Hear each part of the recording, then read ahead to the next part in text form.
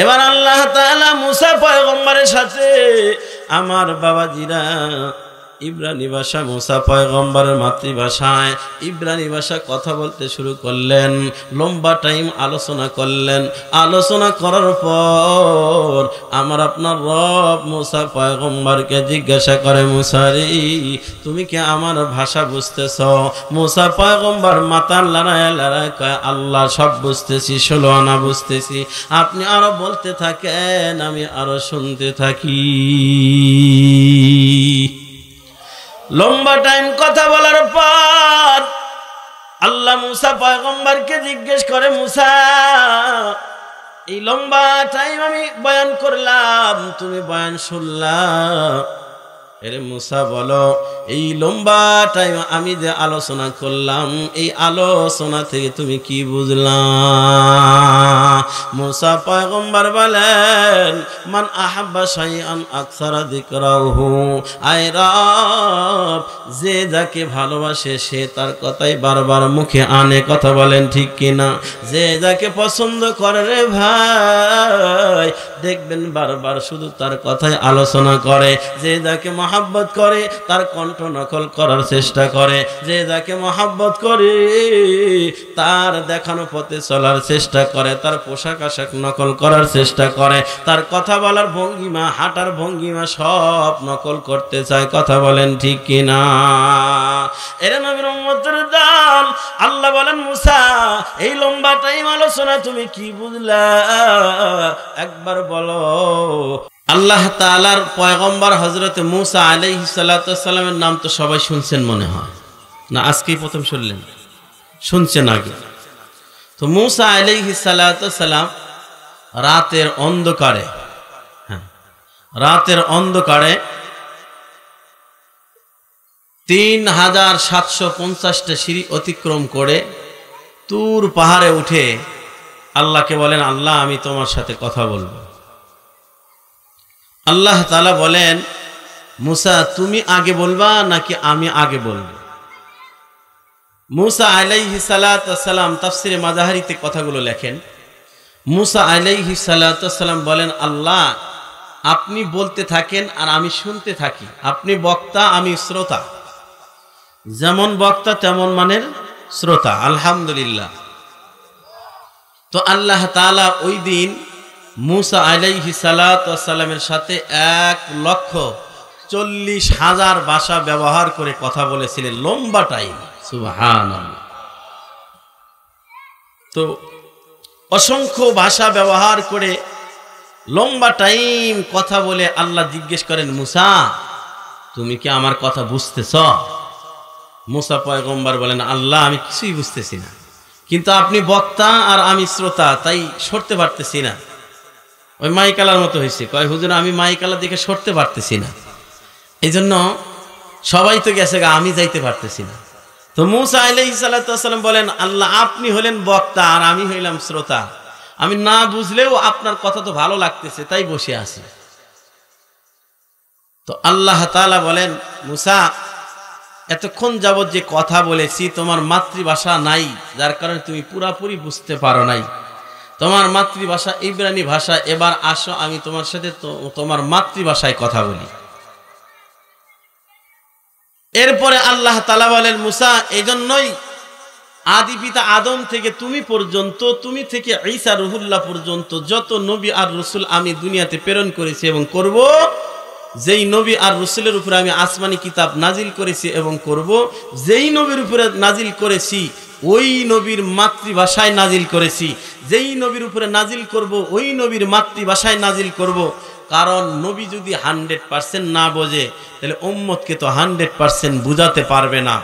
এই জন্য আমি যেই নবীর উপরে কিতাব নাজিল করেছি ওই নবীর মাতৃভাষায় নাজিল করেছি। তবে মুসা একটি মাত্র কিতাব আখিরি জামানার নবী মুহাম্মদুর রাসূলুল্লাহ সাল্লাল্লাহু আলাইহি ওয়াসাল্লামের উপর আরবি ভাষায় নাজিল করব। সুবহানাল্লাহ। 3 কারণে। 1 নম্বর কারণ আমি আল্লাহর ভাষা আরবি। 2 নম্বর আমি যার উপরে নাজিল করব তার মাতৃভাষা হলো আরবি। 3 নম্বর জান্নাতের ভাষা, কবরের ভাষাও হবে আরবি।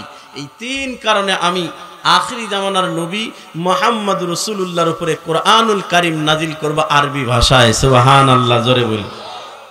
قال رسول الله صلى الله عليه وسلم أحب العرب لثلاث لأني عربي ولغات القرآن عربي ولسان أهل الجنة عربي পয়গম্বর আরবি বলেন তোমরা আরবি ভাষা শিক্ষা করো তিন কারণে। লিআন্নি আরাবিয়ুন, কেননা আমি পয়গম্বরের মাতৃভাষা হলো আরবি। ও লগাতুল কোরআনি আরাবিয়ুন, কেননা কোরআনের ভাষা হলো আরবি। ও লিসানু আহলিল জান্নাতি আরাবিয়ুন, আর জান্নাতের ভাষা হবে আরবি। এই তিন কারণে তোমরা আরবি ভাষা শিক্ষা করো। এরা নবীর উম্মতের দাম। কেউ যদি আরবি ভাষা শেখে, যেখানে আরবি ভাষা শেখানো হয় অর্থাৎ কোরআনের তালিম দেওয়া হয়, অর্থাৎ মাদ্রাসাগুলোকে কেউ যদি মহাব্বত করে, টাকা দেয়া, পয়সা দেয়া, বুদ্ধি দেয়া, ছাত্র দিয়া, জাগির রাইখা, যে যেইভাবে পারে মাদ্রাসাগুলো কেউ যদি কেউ মহাব্বত করে, রে বাবা, নবী বলেন, মুহাদ্দিসিনে কেরাম হাদিসের ভাষায় ব্যাখ্যা করতে গিয়া বলেন, পয়গম্বর বলেছেন কিয়ামতের ময়দানে এই মানুষগুলাকে, যেই মানুষগুলা মাদ্রাসাকেও মহাব্বত করে, সহযোগিতা করে, পয়গম্বর বলেন এই মানুষগুলাকেও কিয়ামতের ময়দানে এই হাদিসের মেজদাক বানায় উঠাবে। এটা নবীর উম্মতের দাওয়াত। তাইলে আমাদের আরবি ভাষা শিক্ষা করা দরকার আছে না নাই? যেহেতু কোরআনের ভাষা আরবি, তাহলে কোরআন বুঝতে চাইলে আমাদের আরবি ভাষা লাগবে। কথা বলেন ঠিক কিনা? এটা নবীর উম্মতের দল, যেহেতু পয়গম্বরের মাতৃভাষাও আরবি, এই জন্য আরবি শিক্ষা করা সুন্নতে রাসূল। সুবহানাল্লাহ, জোরে বলি রে বাবা। এটা নবীর উম্মতের দল, যেহেতু কবরের ভাষাও হবে আরবি। নাকি কবরে ইংরেজি চলবে? অন্য ভাষা? হিন্দি? কোন ভাষা চলবে না? চলবে কোন ভাষা? তো যেই ভাষা দুনিয়াও চলে, কবরেও চলে, এটাই না ইন্টারন্যাশনাল ভাষা হওয়ার দরকার ছিল? কথা বলেন ঠিক কিনা? এর নবীর উম্মতের দল, যেই ভাষাটা শুধু দুনিয়াতে চলে সেটা কেমনে ইন্টারন্যাশনাল ভাষা হয়? হওয়া দরকার হলো যেটা দুই জগতেই চলে, সেটা হলো আরবি ভাষা। ঠিক না? কবরে কি অন্য কোনো ভাষা চলবে না? এরা নবীর উম্মতের দল, এই জন্য আমরা আরবি ভাষা শিখব। যেখানে শিক্ষা দেওয়া হয় মাদ্রাসাগুলোকে আমরা মহাব্বত করব, জানে প্রাণে টাকা পয়সা দেয়া, বুদ্ধি দেয়া, শ্রম দিয়া, সার্বিকভাবে আমরা মাদ্রাসার পিছনে থাকব। কথা বলেন ঠিক কিনা? এরা নবীর উম্মতের দল। আল্লাহ তাআলা মুসা পয়গম্বরকে ডাক দেয়া বলেন, মুসা রে, এবার আসো, আমি তোমার মাতৃভাষা ইব্রানি ভাষায় কথা বলি।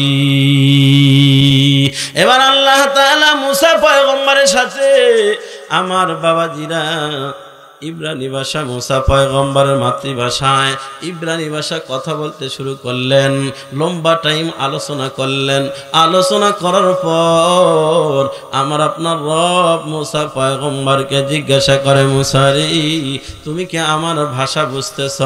মুসা পয়গম্বর মাথার লড়ায় লড়ায় কয়, আল্লাহ, সব বুঝতেছি, 16 আনা বুঝতেছি। আপনি আরো বলতে থাকেন, আমি আরো শুনতে থাকি। লম্বা টাইম কথা বলার পর আল্লাহ মুসা পয়গম্বরকে জিজ্ঞেস করে, মুসা, এই লম্বা টাইম আমি বয়ান করলাম, তুমি বয়ান শুনলা, এরে মুসা বলো, এই লম্বা টাইম আমি যে আলোচনা করলাম, এই আলোচনা থেকে তুমি কি বুঝলা?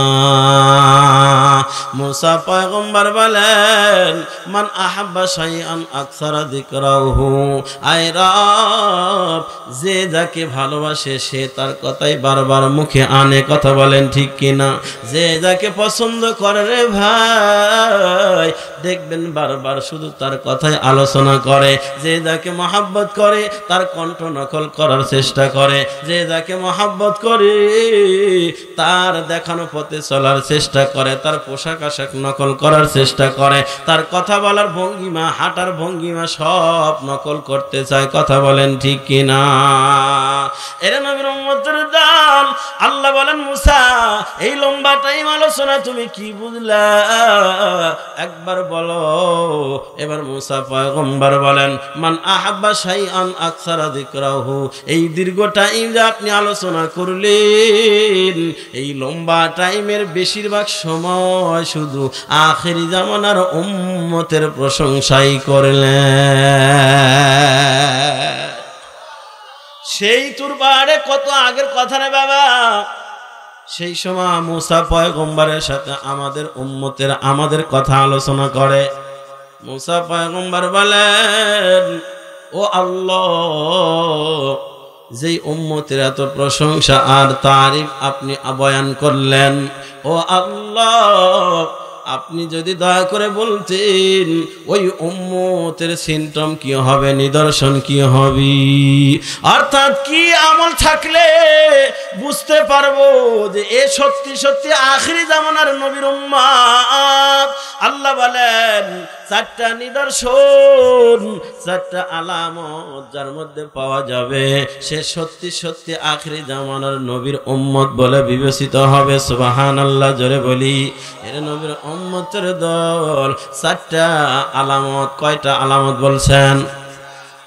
আল্লাহ তাআলা তুর পাহাড়ে আমাদের উম্মতের কথা, আখিরি জামানার উম্মতের চারটা সিমটমের কথা বর্ণনা করেন। আল্লাহ যখন বললেন চারটা আলামত আছে, মুসা পয়গম্বর বলেন, ও আল্লাহ একটু কন্যা কি কি আলামত একটু আমারে জানান। এবার মুসা পয়গম্বর আল্লাহর কাছে যখন শুনতে চাই রে বাবা, এবার আল্লাহ বলেন, শোনো মুসা, উম্মতি মুহাম্মাদীদের এক নাম্বার নিদর্শন হবে তারা যে কোনো সময় যে কোনো কাজ করবি, কাজের শুরুতে তারা পড়বে বিসমিল্লাহির রহমানির রহিম।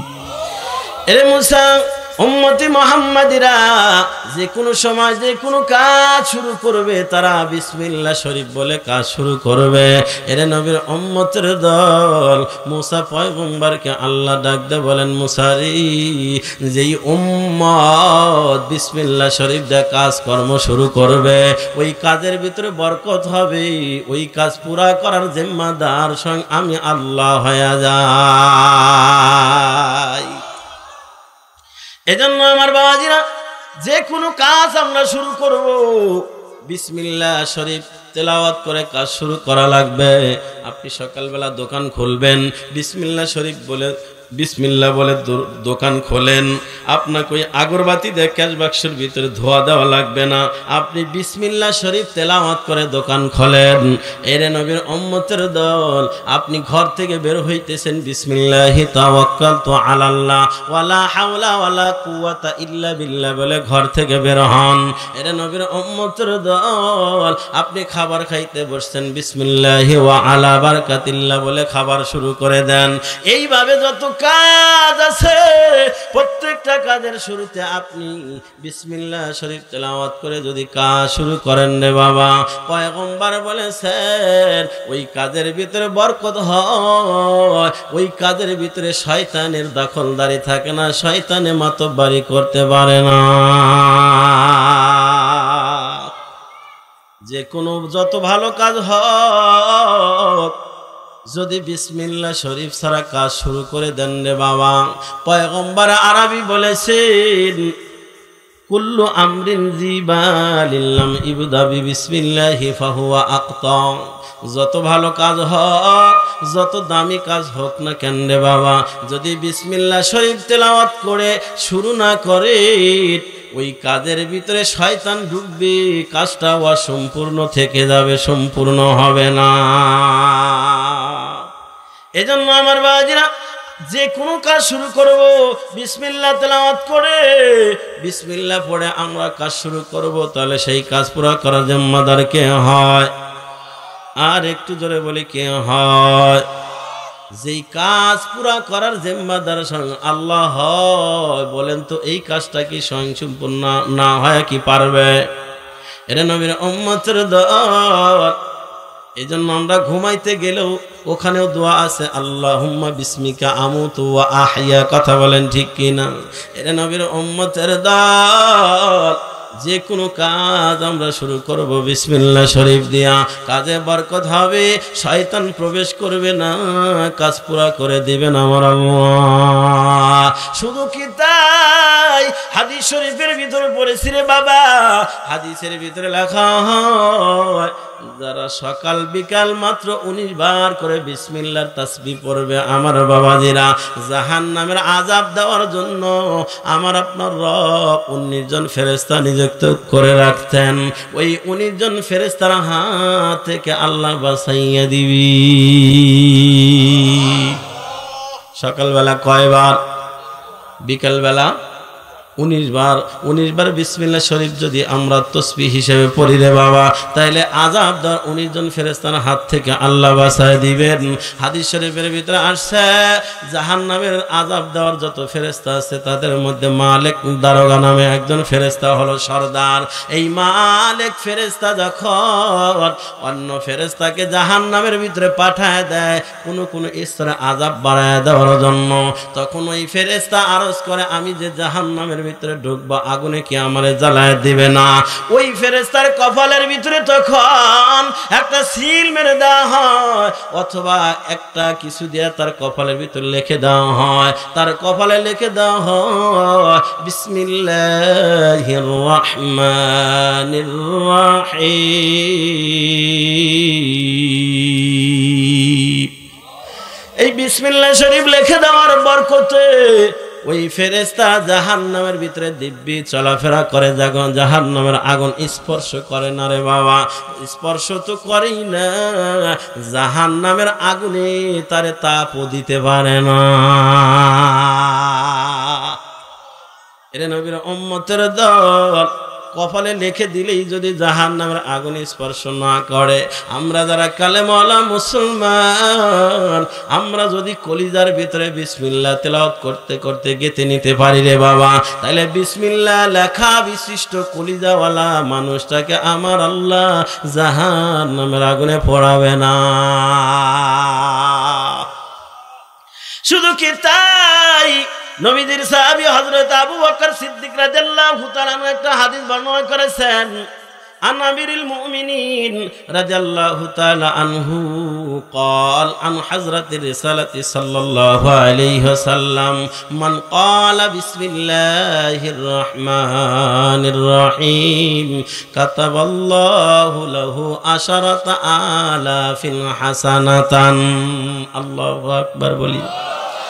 নবীর সাহাবী আবু বকর তিনি তার পবিত্র জবান দিয়ে ফরমান রে বাবা, যেই ব্যক্তি একবার বিসমিল্লাহ শরীফ পুরা তেলাওয়াত করবে, কাতাবাল্লাহু লাহু 10,000 হাসানাতান, আল্লাহ তাআলা ওই ব্যক্তির আমলনামার ভিতরে 10,000 নেকি লেখা দেয়। শুধু এতটুকু বলেই শেষ নয়, নবীর সাহাবী আবু বকর বলেন, ওয়া মাহা আনহু বিহা 10,000 সাইয়্যাতান, যেই ব্যক্তি বিসমিল্লাহ শরীফ পড়বে, পুরুষ হোক আর নারী হোক, শিক্ষিত হোক আর অশিক্ষিত হোক, এই দেশের হোক আর বিদেশের হোক, যে কেউ যেখান থেকে বিসমিল্লাহ শরীফ পড়বে, তার আমলনামা থেকে কম পক্ষে 10,000 সগীরা গুনাহ আল্লাহ মুছে দিবি।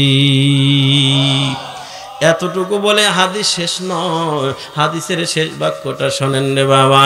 হযরত আবু বকর বলেন, ওয়া রাফা'a লাহু 10,000 দারাজাতান, যে ব্যক্তি বিসমিল্লাহ শরীফ পড়বে, তার মর্যাদা যেখানে আছে সেখান থেকে আল্লাহ তাআলা আরো 10,000 গুণ মর্তবা বাড়ায় দিবি। তাহলে একবার পড়লে 10,000 নেকি, 10,000 গুনাহ মাফ, 10,000 মর্যাদা বেড়ে যাবে রে বাবা। এত সুন্দর দোয়া, যেই দোয়া পড়লে আমার বাবাজিরা 10,000 নেকি, 10,000 গুনাহ মাফ, 10,000 মর্যাদা বাড়বে। এই বিসমিল্লাহ না পড়ে আমরা মুসলমান কেমনে কাজ শুরু করি? কথা বলেন ঠিক কিনা? এরা নবীর উম্মতের দল। হাদিস শরীফের ভিতরে আসছে বিসমিল্লাহ শরীফ তেলাওয়াত না করে কেউ যদি খাবার খান রে বাবা, সাহাবী বলেন, এক সাহাবী খাবার খাইতেছেন, একদম শেষের দিকে এক লোকমা বাকি আছে, তখন দোয়া পড়ছে আল্লাহুম্মা বিসমিল্লাহি ওয়া আলা বারাকাতিল্লাহ। দোয়া পড়ার পর দোয়া পড়ছে আল বিসমিল্লাহি আউওয়ালাহু ওয়া আখিরা। পয়গম্বর মুস্কি হাসি দিয়ে বলেন, এ সাহাবী, তোমার সাথে এতক্ষণ শয়তানে খাইতেছিল, যখন তুমি দোয়া পড়ছো শয়তানে সেটা ওগরায়া দিয়ে চলে গেল। তাহলে শয়তানে বিসমিল্লাহ না পড়লে শয়তানের সাথে খায়, ওই খানায় বরকত হয় না। এই জন্য আমরা খাবার খাবো খালি হাত ধুয়ে শুরু করে দেবো নাকি? বিসমিল্লাহ পড়বো তো ইনশাল্লাহ, শুধু খাইতেই না, সব কাজেই, সব কাজে সব কাজেই যেহেতু কইলেন হুজুর চুরি করতে গিয়েও কম, এই কাজে না। মদ পান করতেছে কেউ, যদি মদ পান করে বিসমিল্লাহ বলে তাই কি হালাল হবে নাকি? এই জায়গায় না, যতগুলো হালাল কাজ আছে প্রত্যেকটা কাজ শুরু করব কি বলে? বিসমিল্লাহ শরীফ দিয়া। মনে থাকবে না ইনশাআল্লাহ? আমার বাবারা খুব খেয়াল করেন, একটা হাদিস মনে পড়লো শোনায়। নবীজির সাহাবী আব্দুল্লাহ ইবনে ওমর রাদিয়াল্লাহু তাআলা আনহু বলেন, জান্নাতের ভিতরে একটা পাহাড় আছে, যেই পাহাড়ের নাম হলো জাবালে রহমত। ওই পাহাড়ের চূড়াতে একটা শহর আছে, বিশাল চমৎকার একটা শহর, যেই শহরের নাম হলো বাইতুস সালাম। ওই শহরের ভিতরে জান্নাতের কথা কিন্তু বলা হইতেছে। জান্নাতের ভিতরে পাহাড় জাবালে রহমত, ওই পাহাড়ের চূড়াতে একটা শহর যার নাম হলো বাইতুস সালাম। ওই বাইতুস সালাম শহরের ভিতরে অতীব সুন্দর একটা বিল্ডিং আছে, যেই বিল্ডিংটার নাম হলো কাসরুস সুরুর। ওই বিল্ডিং এর একটা কক্ষ আছে, রুম আছে, যার নাম হলো বাইতুজ জালাল। এই বাইতুজ জালাল কক্ষের বৈশিষ্ট্য হলো, যারা এই কক্ষের অধিবাসী হতে পারবে, এই কক্ষ থেকে যখনই বাহিরের দিকে তাকাবে তখন আল্লাহর দিদার হয়ে যাবে। এই কক্ষের অধিবাসী হবে তারা প্রত্যেকটা কাজে কর্মে বিসমিল্লাহ শরীফ দিয়ে শুরু করে যারা। আল্লাহর দিদার চাই তো সবাই, কি বলেন? আল্লাহর দিদার চাই না? তাইলে ওই রুমে যাওয়া লাগবে। ওই বাইতুল জালাল রুমে যদি যেতে পারি, রুমের জানালা দিয়া যখনই বাহিরে তাকাবো তখনই মাওলার দিদার হয়ে যাবে। সুবহানাল্লাহ, আল্লাহকে দেখা যাবে। ওই রুমের বৈশিষ্ট্য হলো এইটা। তো ওই রুমের অধিবাসী হবে তারা প্রত্যেক কাজে কর্মে বিসমিল্লাহ পড়ে যারা। মনে থাকবে তো ইনশাল্লাহ? কি বলেন, মনে থাকবে তো ইনশাল্লাহ? আমার বাবারা, বিসমিল্লাহ নিয়ে আলোচনা করতে গেলে লম্বা, খালি বিসমিল্লাহর আলোচনা করেই শেষ হয়ে যাবে, মূল আলোচনায় যেতে পারবো না রে বাবা। যতটুকু বললাম এতটুকু থেকে বুঝাইতে চাই রে বাবা, আমরা কোনো কাজ বিসমিল্লাহ ছাড়া শুরু করব না। প্রত্যেকটা কাজ আমরা শুরু করব বিসমিল্লাহ শরীফ দিয়ে। রাজি আছি তো ইনশাআল্লাহ? এরা নবীর উম্মতের দল। মুসা পয়গম্বর বলেন, আল্লাহ ও আল্লাহ, ওই উম্মতের এত মর্যাদা আর প্রশংসা করলেন, যেই উম্মত প্রত্যেকটা কাজ শুরু করবে বিসমিল্লাহ বলে। ও আল্লাহ, বলেন না ওই উম্মতের দ্বিতীয় নাম্বার নিদর্শন কি হবে? আল্লাহ বলেন, মুসা, উম্মতি মুহাম্মাদিরা বিসমিল্লাহ বলে কাজ শুরু করবে। কাজটা শেষ হওয়ার পর আমি আল্লাহর শুকরিয়া আদায় করে বলবে আলহামদুলিল্লাহ।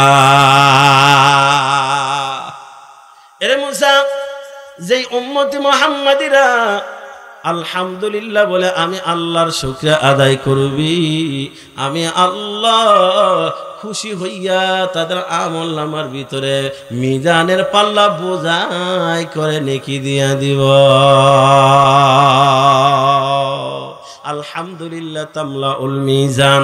নবী বলেছেন আলহামদুলিল্লাহ এই শব্দটা এত বরকত রে বাবা, যারা আলহামদুলিল্লাহ বলে আল্লাহর শুকরিয়া আদায় করবে, আল্লাহর রাসূল বলে তাদেরকে মিজানের পাল্লা বোঝাই করে নেকি দিবি। সুবহানাল্লাহ। এর নবীর উম্মতের দল। এরপরে আল্লাহ বলেন মুসা উম্মতি মুহাম্মাদিরা যদি বিসমিল্লাহ বলে খাবার শুরু করে দেয়, খাবার শেষ করে ফিনিশিং করে যদি আলহামদুলিল্লাহ বলে আমি আল্লাহর শুকরিয়া আদায় করে, এরে মুসা ওই খানা যত দামি হোক না কেন, কিয়ামতের ময়দানে আমি আল্লাহ ওই খানার হিসাব নেব না। সুবহানাল্লাহ। মুসা পয়গম্বর বলেন আল্লাহ উম্মতি মুহাম্মাদের 3 নম্বর নিদর্শন কি হবে? আল্লাহ বলেন মুসা উম্মতি মুহাম্মাদের 3 নম্বর নিদর্শন হবে যখন উম্মতি মুহাম্মাদিরা আমার কোনো কুদরত দেখবে, আশ্চর্যজনক কোনো কিছু যখন দেখবে, তখন ওরে মা ওরে বাবা না বইলা আমি আল্লাহর প্রশংসা আদায় করে বলবে সুবহানাল্লাহ। আল্লাহু আকবার জোরে বলি। কি বলবে? আশ্চর্য কোন সংবাদ শোনার পর, আশ্চর্য কোনো কিছু দেখার পর, আল্লাহর কোন নিদর্শন দেখার পর উম্মতি মুহাম্মাদিরা আল্লাহর প্রশংসা আদায় করে বলবে সুবহানাল্লাহ। এর নবীর উম্মতের দল। পয়গম্বর বলেন তাসবিহাতুন ওয়াহিদাতুন খায়রুম মিনাদ দুনিয়া মা ফিহা। একবার যদি উম্মতি মুহাম্মাদিরা আবেগ ভরা কণ্ঠে একবার সুবহানাল্লাহ বলে, পয়গম্বর বলেছেন তার আমলনামা দুনিয়ার মধ্যে যা আছে, দুনিয়া এবং দুনিয়ার মধ্যে যা আছে এর চাইতে উত্তম বদলা তাকে আল্লাহ দিয়ে দিবি। এর নবীর উম্মতের দল। আল্লাহ বলেন মুসা জমিন থেকে আসমান পর্যন্ত যত ফাঁকা জায়গা আছে, পুরা ফাঁকা জায়গাটুকু যদি খাঁটি স্বর্ণ দিয়ে ভরে দেওয়া হয়, এই খাঁটি স্বর্ণের মূল্য জানা হবে উম্মতি মুহাম্মাদিদের আবেগ ভরা কণ্ঠে সুবহানাল্লাহর বলার মূল্য তার চেয়েও বেশি। মুসা পয়গম্বর জিজ্ঞেস করে আল্লাহ 4 নম্বর নিদর্শন কি হবে? আল্লাহ বলেন মুসা উম্মতি মুহাম্মাদের 4 নম্বর নিদর্শন হবে উম্মতি মুহাম্মাদিরা ভবিষ্যতে কোনো কাজের যখন ওয়াদা করবে, কাজের প্রতিশ্রুতি দিবে, ভবিষ্যতে করার যখন ওয়াদা দিবে, প্রমিস করবে, তখন তারা বলবে ইনশাআল্লাহ। কি পড়বে? ভবিষ্যতে আগামীকাল একটা জায়গায় যাবেন, দাওয়াত দিচ্ছে হুজুর, ভাই অমুক জায়গায় দাওয়াত, ঠিক আছে ইনশাআল্লাহ। বলে কালকে বিয়ে বাড়ি যাব ইনশাআল্লাহ। তার মানে সামনে যেই কাজ করবেন সেই কাজের শুরুতে বলতে হয় ইনশাআল্লাহ। এর নবীর উম্মতের দল। আজকে আমরা ওয়াদা দেওয়ার সময় ইনশাআল্লাহ না বলার কারণে আজকে ওই দিন আসে 1 বছর যায়। যেমন একজন কেউ হাওলাত নিল, বলে ভাই 500 টাকা দেন, বলে কবে দিবেন? বলে আগামী বুধবার। ইনশাআল্লাহর খবর নাই। এর নবীর উম্মতের দল। তারপরে বুধবার যায়, 1 বছর যায়, আর বুধবার তার কাছে আসে না। কথা বলেন ঠিক কি না? আসে না নাই? আল্লাহ বলেন মুসা উম্মতি মুহাম্মাদিরা যখন ইনশাআল্লাহ বলে কোন কাজের ওয়াদা করবে, ওই ওয়াদা পূরণ করার জিম্মাদার আমি আল্লাহ নিজে হয়ে যাব। এরে ভাই, যেই কাজের পুরা করার জিম্মাদার আল্লাহ, ওই কাজ পুরা না হয় পার নাই, ওই কাজ অবশ্যই পুরা হবে রে বাবা। এই জন্য ভবিষ্যতে কোনো কাজের ওয়াদা দিলে ইনশাআল্লাহ বলা। এর নবীর উম্মতের দল। পয়গম্বর ইনশাআল্লাহ না বলার কারণে কি হালাত হয়েছিল রে বাবা। কাফেররা, লম্বা কথা তো বলার সময় নাই, কাফেররা, মক্কার কাফেররা নজর ইবনে হারিস, উতবা ইবনে আবি মুঈতকে পাঠায় দিল খ্রিস্টানদের কাছে, পাদ্রীদের কাছে। বলে তোমরা পাদ্রীদের কাছে যা বলবা আমাদের মক্কাতে আব্দুল্লাহর ছেলে মুহাম্মদ নবী দাবি করে, যায়া এই তাদের কাছে বলবা, তারা কি পরামর্শ দেয় সেটা এসে আমাদের কাছে বলবা।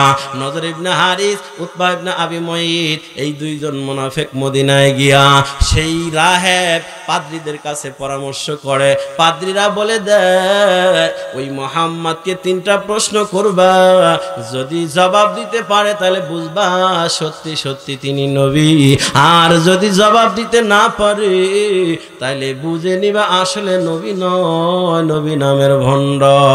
চিল্লা নাউজুবিল্লাহ জোরে বলি। উতবা ইবনে আবি মুঈত, নজর ইবনে হারিস, 2 বাটপারে, 2 মুনাফিক, ওদের কাছ থেকে পরামর্শ নিয়ে 3টা প্রশ্ন শিখায় দিছি। 3টা প্রশ্ন বলার সময় আমার নাই। যারা জানতে চান সূরাতুল কাহাফ খুলে দেখবেন, মারিফুল কোরআন, সূরা কাহাফ নাযিল হওয়ার শানে নজুল রে বাবা। এরে নবীর উম্মতের দল 3টা প্রশ্ন শিখাইছে মক্কার কাফেররা মিলা পয়গম্বরকে বলেন, ওগো পয়গম্বর, আপনি যেহেতু নবী দাবি করছেন, আমাদের এই 3টা প্রশ্নের জবাব দেন। যদি দিতে পারেন বুঝবো নবী, যদি দিতে না পারেন তাহলে বুঝবা আপনি ভণ্ড, আসলে নবী নয়। আল্লাহর পয়গম্বরকে প্রশ্ন করানোর পর আল্লাহর পয়গম্বর বললেন, ঠিক আছে, তোমাদের প্রশ্নের জবাব আগামীকালকে দিয়ে দেব। কি বললেন? আগামীকালকে তোমাদের প্রশ্নের জবাব দিয়ে দিব, কিন্তু ইনশাআল্লাহ বলেন না। আগামীকালকে তোমাদের প্রশ্নের জবাব দিব, কারণ নবী তো নিজের থেকে কিছু বলেন না। মোহাম্মদ হরগিজ না গুফতা, তা না গুফতা জিব্রাইল, জিব্রাইল হরগিজ না গুফতা, তা না গুফতা রব্বে জলিল।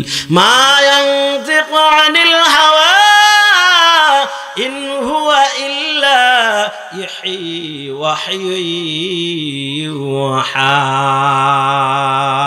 আমার আল্লাহর রাসূল তো ততক্ষণ পর্যন্ত বলবে না যতক্ষণ পর্যন্ত আল্লাহ জিব্রাইলকে না বলে, জিব্রাইল পয়গম্বরকে না বলে, ততক্ষণ আমার পয়গম্বর কোনো কিছু বলবে না। এই জন্য বলছে আগামীকালকে বলে দিব। এবার পরের দিন মক্কার কাফেররা সবাই এসে পয়গম্বরকে বলেন, পয়গম্বর ও আব্দুল্লাহ, মুহাম্মদ ইবনে আব্দুল্লাহ, এবার প্রশ্ন 3টার জবাব দাও। পয়গম্বর আর জবাব দিতে পারতেছে না, মাথাটা নিচের দিকে দিয়ে বসে আছে। কাফেররা কয়, কি ব্যাপার, জবাব দাও। পয়গম্বর আর কিছু বলে না।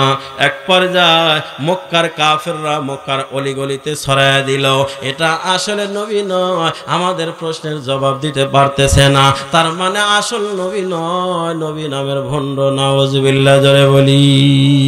আমার ভাইরা রে, এক রাত আসছে 15 দিন, আর এক রাতে 40 দিন, কোন রাত আসছে 6 মাস, সর্বনিম্নটাই ধরে নেন 15 দিন পর্যন্ত আর ওহী আসে না।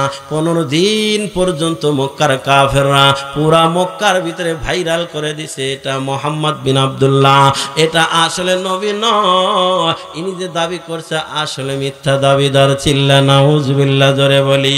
দীর্ঘ 15 দিন পর আল্লাহ পাক কারণ সহ হযরতে জিবরাইলকে পাঠায় দিছে, যারে জিবরাইল যা, আমার পয়গম্বরের মাথাটা কাফেরদের সামনে নিচা হয়ে যাবে, এটা তো আমি আল্লাহ বরদাস্ত করব না, তাড়াতাড়ি যাও। আল্লাহ পাক আয়াতে কারিমা দিয়ে পাঠায় দিছে, ওয়ালা তাকুল্লাহুমা ওয়ালা ফালা তাকুল্লাহুমা লিশাইইন ইন্নী ফাইলু যালিকা গাদা। আল্লাহ বলেছেন, ওয়ালা তাকুল্লাহুমা লিশাইইন ইন্নী ফাইলু যালিকা গাদা ইল্লা আইয়াশা আল্লাহ। আল্লাহ রাসূলকে জানায় দিলেন, পয়গম্বর কখনোই আপনি বলবেন না যে এটা আমি আগামীকালকে করে দিব, তবে বলবেন ইনশাআল্লাহ, আল্লাহ যদি চায় আগামীকাল করে দেব, বলে দিব। অর্থাৎ ইনশাআল্লাহ না বলার কারণে পয়গম্বরের উপরে দীর্ঘ 15 দিন ওহী বন্ধ ছিল। আমার বাবাজিরা, শুধুমাত্র উম্মতকে শিক্ষা দেওয়ার জন্য রে বাবা, পয়গম্বরের উপরে যদি ওহী বন্ধ থাকে, তুমি আমি কি হয়ে গেলাম, ওয়াদা দেওয়ার সময় একবারও ইনশাআল্লাহ বলি না। কয় পকেটের টাকা হাটের গরু, ইনশাআল্লাহ বলার কি আছে? একটা কথা ছোটবেলা শুনছি, কিতাবে পাই নাই। ওই এক ভাই ক্ষেত নিরাইতেছে, আর এক ভাই হাটে যাইতেছে। ওই মনে করে আমাদের বুয়াপুরে গোবিন্দেশী হাটে গরু কেনার জন্য যায়। তো ভাই জিজ্ঞেস করছে, ভাই কই যাও? কয় গোবিন্দ দেশে হাটে যাচ্ছি গরু কেনার জন্য। কয় ইনশাল্লাহ কইলা না? কয় ইনশাল্লাহ বলার কি আছে, পকেটের টাকা হাটের গরু, পকেটে টাকা নিয়ে যাচ্ছি, হাটে থেকে কিনে নিয়ে আসবো, এখানে আবার ইনশাল্লাহ বলার কি আছে? তো বেচারা গেছে হাটে, হাটে যাওয়ার পরে গরু টরু দাম কইরা মোটামুটি মিশছে। এখন পকেট থেকে টাকা বের করে টাকা দিবে, পকেটে হাত দিয়ে দেখে টাকা নাই, দেখেন নিচে কাটা। কয় ভাই টাকা চোরে নিয়ে গেছে ইনশাল্লাহ, গরু আর কেনা হলো না ইনশাল্লাহ, আমার পকেট কাটা ইনশাল্লাহ। এখন ইনশাল্লাহ সমানে জায়গায় জায়গায় লাগে, কিন্তু আগে বলে নাই। এরকম করা যাবে না। যে কোনো কাজ সামনে ভবিষ্যতে যে কোনো কাজের ওয়াদা দেওয়ার শুরুতে কি বলা? ইনশাআল্লাহ বলা। মনে থাকবে ইনশাআল্লাহ। এই চারটা নিদর্শন, এক নাম্বার উম্মতি মুহাম্মাদের নিদর্শন। যে কোনো কাজ শুরু করবে কি বলে? মনে করেন, মুখস্থ করে নেন, বিসমিল্লাহ শরীফ দিয়ে কাজ শেষ করে আল্লাহর শুকরিয়া আদায় করে কি বলবে? আলহামদুলিল্লাহ।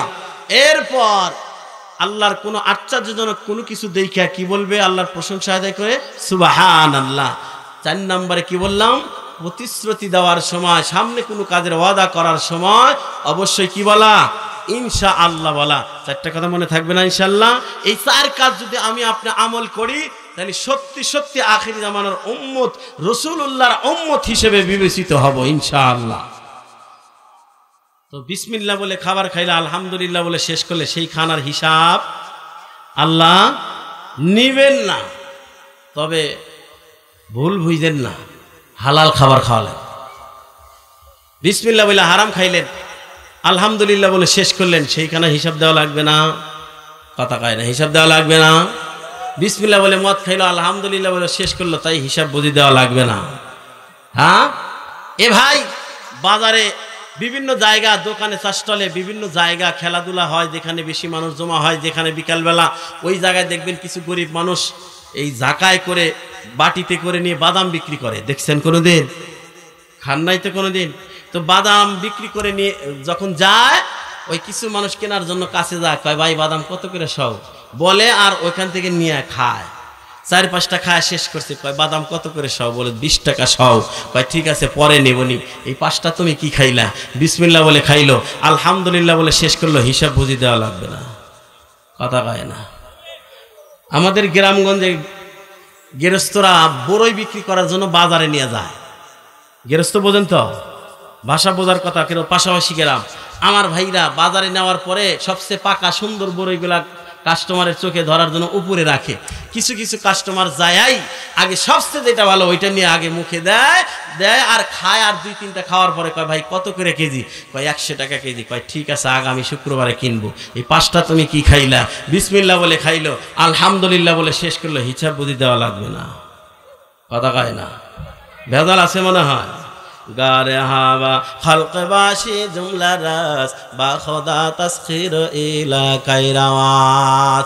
এরে ভাই, মানুষকে 6 নয় 5 দিয়ে বোঝানো যায়, কিন্তু আমার আপনার রব আল্লাহকে 6 নয় দিয়ে বোঝানো যাবে না। কথা বলেন ঠিক কিনা? আজকে মাহফিল শুনে যাওয়ার সময়, ধরে নেন যাওয়ার সময় দেখলেন একটা আম গাছের নিচে দিয়ে যাচ্ছেন, সুন্দর একটা টকটকা আম পড়ে আছে।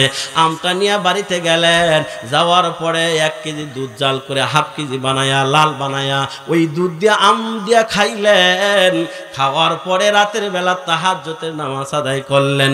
শুধু ওই দিনের তাহাজ্জুদের নামাজ নয়, ওই আম থেকে তৈরিকৃত রক্ত দেহের ভিতরে যতদিন থাকবে, একটা সেজদাও মালিকের দরবারে কবুল হবে না। এজন্য সাবধান বাবা, সাবধান।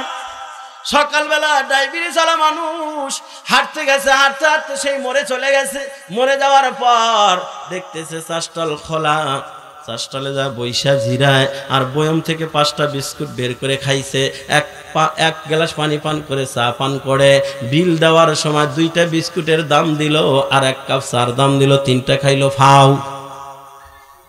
আছে না নাই? এই ফাও 3টা খাইলো, বিসমিল্লাহ বলে খাইলো, আলহামদুলিল্লাহ বলে শেষ করলো, হিসাব বুঝি দেওয়া লাগবে না। কথা কয় না? এর নবীর উম্মতের দল, সাবধান। এজন্য আল্লাহ তাআলা বলেন, ইয়া আইয়ুহান নাস কুলু মিম্মা ফিল আরদি হালালান তাইয়্যিবা ওয়ালা তাত্তাবিউ খুতুওয়াতিশ শাইতান ইন্নাহু লাকুম আদুউম মুবিন।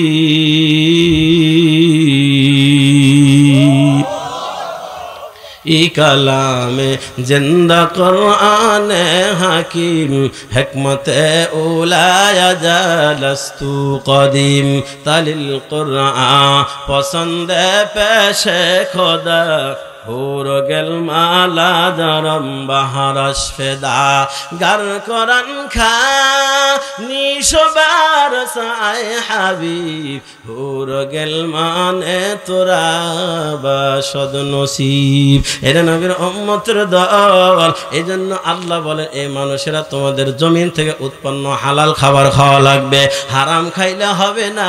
হারাম খায়া ইবাদত করলে সেই ইবাদত আল্লাহর দরবারে কবুল হবে না। এরা নবীর উম্মতের দল। আল্লাহ তাআলা আরেক জায়গার ভিতরে বলে ইন্নাল্লাযীনা ইয়াকুলুনা আমওয়ালাল ইয়াতামা যুলমান ইন্নামা ইয়াকুলুনা ফি বুতুনিহিম নারা।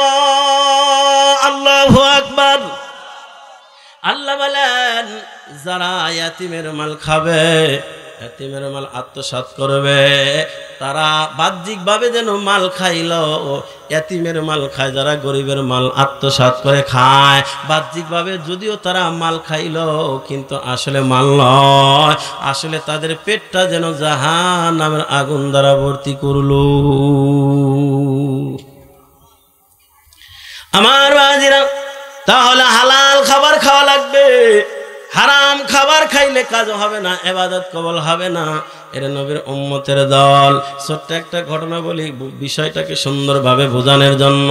এরা নবীর উম্মতের দল। কিতাবের ভিতরে লেখা হয়, কাইলুবির ভিতরে ঘটনাটা আছে, কুদরতের কারিশমা যুগে যুগে আল্লাহর সাহায্যের নমুনা এই বইখানার ভিতরেও আছে। আরো অনেকগুলা বইয়ের ভিতরে ঘটনাটা পাওয়া যায় রে বাবা।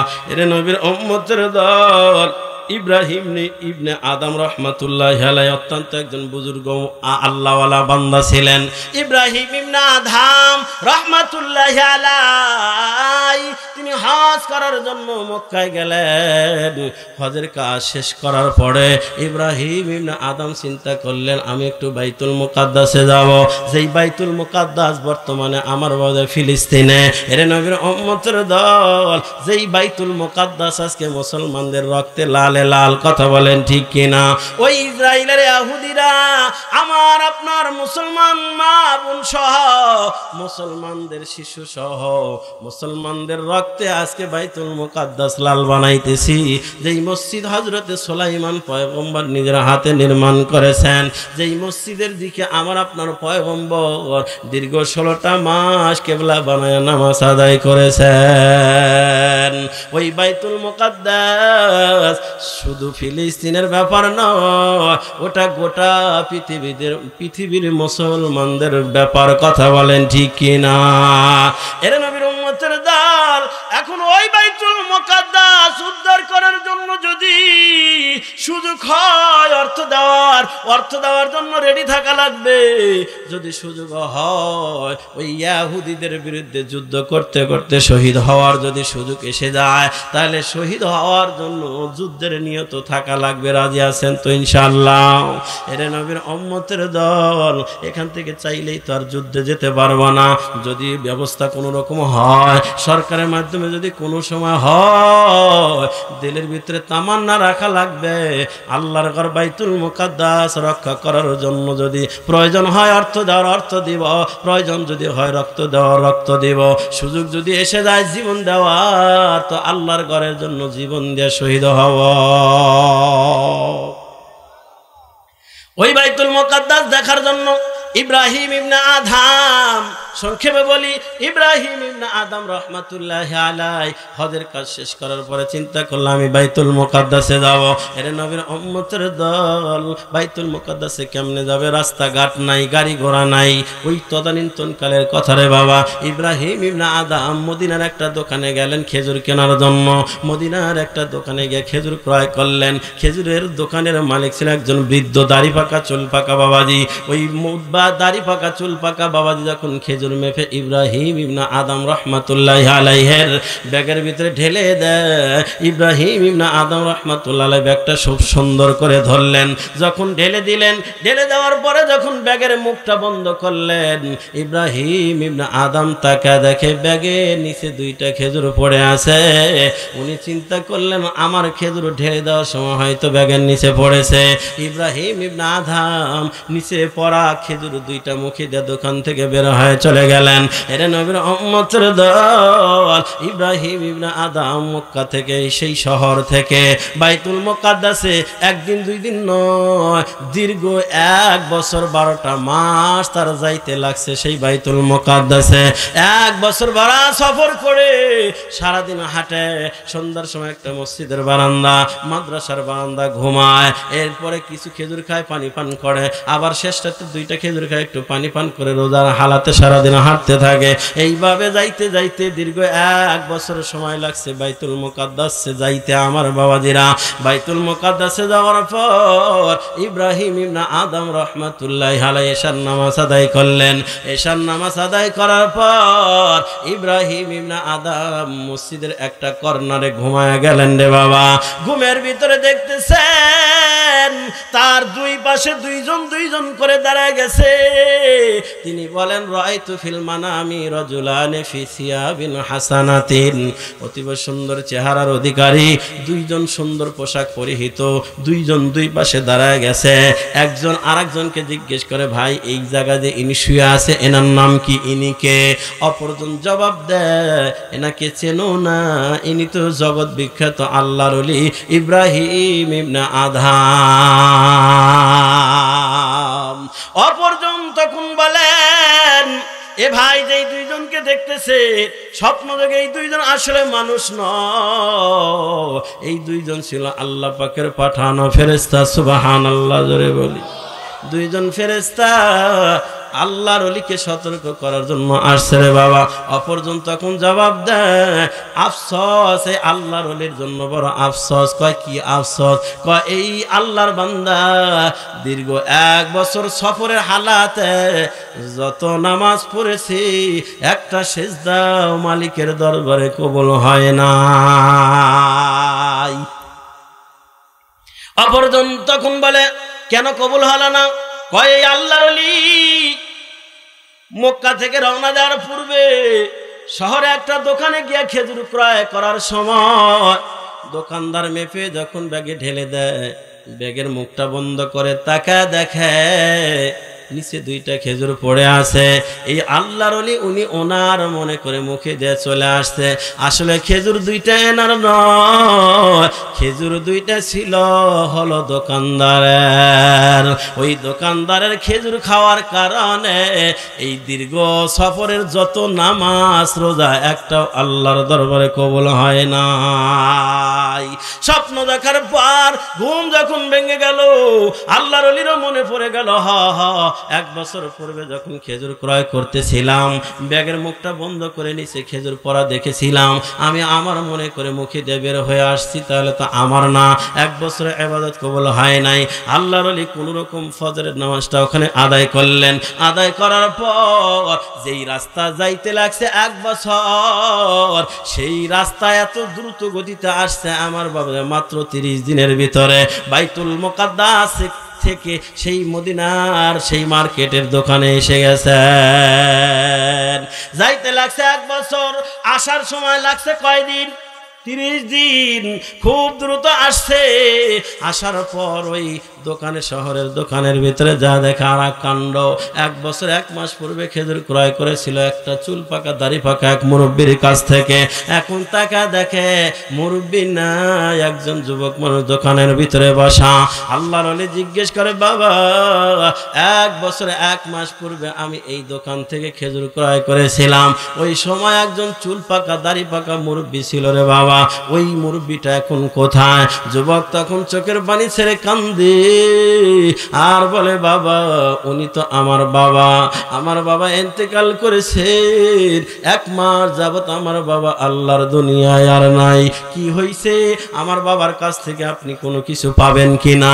আল্লাহর ওলি বলে না বাবা না, আমি তো পাবো না, বরং 1 বছরে 1 মাস পূর্বে আমি তোমার বাবার কাছ থেকে খেজুর ক্রয় করার সময় ব্যাগটা আমি ভালোভাবেই ধরেছিলাম। তোমার বাবা যখন মেপে ব্যাগে ঢেলে দেয়, ব্যাগের মুখটা বন্ধ করে তাকায় দেখি নিচে 2টা খেজুর অথবা 1টা খেজুর। ওই খেজুরটা আসলে আমার ছিল না, খেজুরটা ছিল তোমাদের দোকানের। আমি আমার মনে করে মুখে দেওয়ার দোকান থেকে বের হয়ে গেছি রে বাবা, আমার কাছে টাকা নাই, দয়া করে খেজুর 2টার দাবি আমারে মাফ করে দাও। কথাটা বলার পর খেয়াল করেন রে বাবা, কথাটা বলার পর যেই যুবক এতক্ষণ কান্না করলো ওই যুবক যেন এখন শক্ত হয়ে গেল রে বাবা। ওই যুবক বলে না বাবা না না, ওই খেজুরের দাবি আমি ক্ষমা করতে পারবো না, কারণ আমার বাবা ইন্তেকাল করার কারণে ওই খেজুরের ভিতরে ওয়ারিশ সূত্রে 2 আনা পাবে আমার মা, বাকিটুকু 3 ভাগ করে 2 ভাগ পাবো আমি, আর 1 ভাগ পাবে হলো আমার ইয়াতিম বোন। আমি নয় আমার অংশ মাফ করতে পারবো, কিন্তু আমার ইয়াতিম বোন এবং আমার মার বেদবা মার অংশ ক্ষমা করার অধিকার তো আমার নাই। হযরতে ইব্রাহিম ইবনে আদহাম যখন ক্ষমা চাইলেন রে বাবা, খেয়াল করেন রে বাবা আমাদের কি হালাত আর তেনার কি হালাত খেয়াল করেন রে বাবা। ওই বাচ্চাটা বলে, যুবকটা বলে না না, খেজুরের দাবি আমি ক্ষমা করতে পারবো না, কারণ আমার বাবা ইন্তেকাল করার কারণে ওই খেজুর 2টার ভিতরে ওয়ারিশ সূত্রে 2 আনা পাবে আমার বেদবা মা, বাকিটুকু 3 ভাগ করে 2 ভাগ পাবো আমি, 1 ভাগ পাবে আমার ইয়াতিম বোন। আমি আমার মা আর বোনের অংশ ক্ষমা করার অধিকার তো আল্লাহ আমার দেয় নাই, আমি ক্ষমা করতে পারবো না। আল্লাহর ওলি বলে বাবা তোমার 2 অংশ আমার দয়া করে ক্ষমা করে দাও, আর তোমাদের বাড়ির ঠিকানা বলে দাও, আমি তোমার মার কাছে যাব, তোমার মার কাছে গিয়ে ক্ষমা চাবো রে বাবা, দয়া করে তোমার 2 অংশ ক্ষমা করে দাও। অনুনয় বিনয় করে চোখের পানি ছেড়ে দিয়ে যখন ক্ষমা চাই রে বাবা, যুবক বলে ঠিক আছে আমার 2 অংশ আমি ক্ষমা করে দিলাম, আমার বাড়ির ঠিকানা এই ঠিকানা নিয়ে এবার আল্লাহর ওলি দ্রুত তার বাড়িতে চলে গেলেন রে বাবা। বাড়িতে যাওয়ার পর ওই যুবকের বেদবা মাকে ডাইকা বের করে বলে মা রে, 1 বছর 1 মাস পূর্বে তোমার স্বামী জীবিত থাকতে খেজুর ক্রয় করার সময় ভুলে আমি 2টা খেজুর খেয়ে ফেলছিলাম গো মা, আমার কাছে টাকা নাই, দয়া করে খেজুরের দাবিটা আমারে মাফ করে দেন। ওই মা একই কথা বলে না না, ক্ষমা করার অধিকার তো আমার নাই, ওয়ারিশ সূত্রে আমি পাবো 2 আনা, বাকিটুকু 3 ভাগ করে 2 ভাগ পাবে আমার এতিম সন্তান, 1 ভাগ পাবে আমার ইয়াতিম কন্যা। আমি নয় আমার অংশ মাফ করতে পারবো, কিন্তু আমার এতিম সন্তান মেয়ের অংশ তো ক্ষমা করার অধিকার আল্লাহ দেয় নাই। আল্লাহর ওলি তখন ডাক দেওয়ালে মা তোমার কলিজার টুকরা সন্তান, তার কাছে আমি ক্ষমা নিয়ে আসছি, দয়া করে আপনার অংশটা মাফ করে দেন, আর আপনার মেয়েকে কোথায় বিয়ে দিয়েছেন দয়া করে ঠিকানা আমার একটু বলে দেন। তার কাছে ক্ষমা নেওয়ার পর ঠিকানা নেওয়া দ্রুত তার মেয়েকে যেখানে বিয়ে দিয়েছে দ্রুত সেখানে চলে গেলেন রে বাবা। সেইখানে যাওয়ার পরে ওই মেয়েকে ডেকে বের করে একই কথা বললেন, বোন তোমার বাবা জীবিত থাকতে তোমার বাবার কাছ থেকে খেজুর ক্রয় করার সময় ভুলে 2টা খেজুর খেয়েছিলাম, দাবি 2টা খেজুরের দাবি 2টা মাফ করে দাও। ওই মেয়েটাও একই কথা বলে, আমি না আমার অংশ মাফ করতে পারবো, কিন্তু আমার বেদবা মা ইয়াতিম ভাইয়ের অংশ তো ক্ষমা করতে পারবো না। আল্লাহর ওলি বলে বল তোমার ভাইয়ের অংশ ক্ষমা করে দিছে, তোমার মার অংশ ক্ষমা করে দিছে, দয়া করে তোমার অংশ আমারে মাফ করে দাও। ক্ষমা চাওয়ার পরে আল্লাহর বান্দি ক্ষমা করে দিলেন, ওয়াল কাযিমিন কাযিমিনাল গায়যা ওয়াল আফিনা আনিন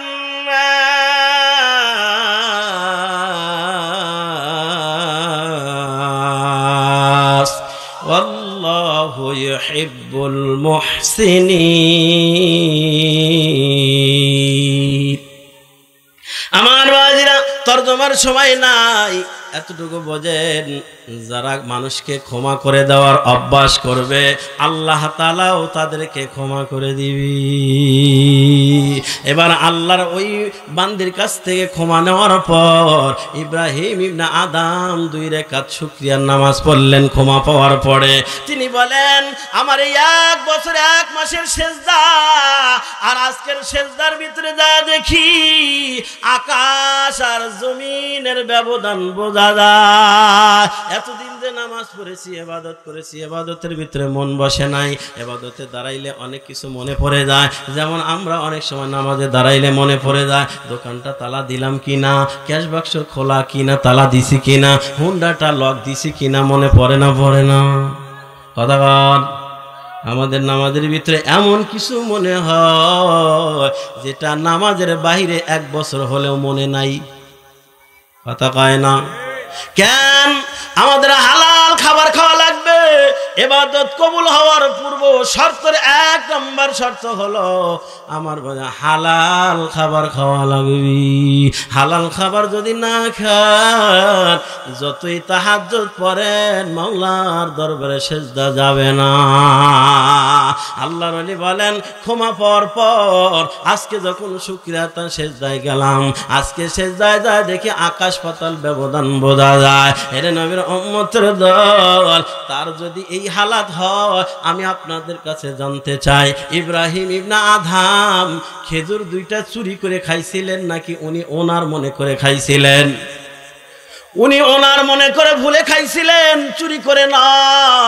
আমার বাবাজিরা এবার চিন্তা করে দেখেন, জীবনে কত কিছু জীবনে চুরি করে খাইলাম, কত মানুষের পেয়ারা খাইলা, কত মানুষের কুইশাল ভাঙ্গা খাইলা, কত মানুষের পিপে চুরি করে খাইলা।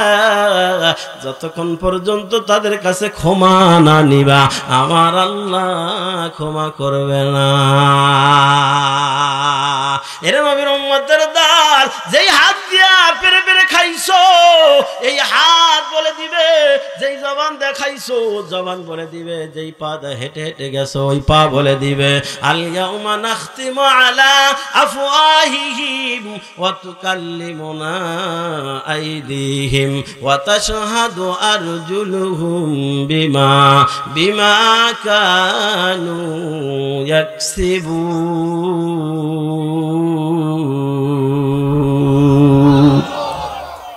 আমার বাজিরা, তাহলে বুঝাইতেছিলাম, বিসমিল্লাহ বলে খাবো, আলহামদুলিল্লাহ শেষ করব। হালাল না হারাম খাবার?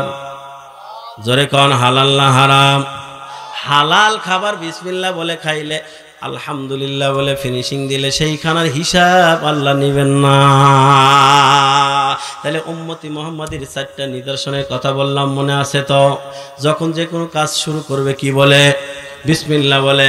কাজ শেষ করে আল্লাহর শুকরিয়া আদায় করে কি বলবে?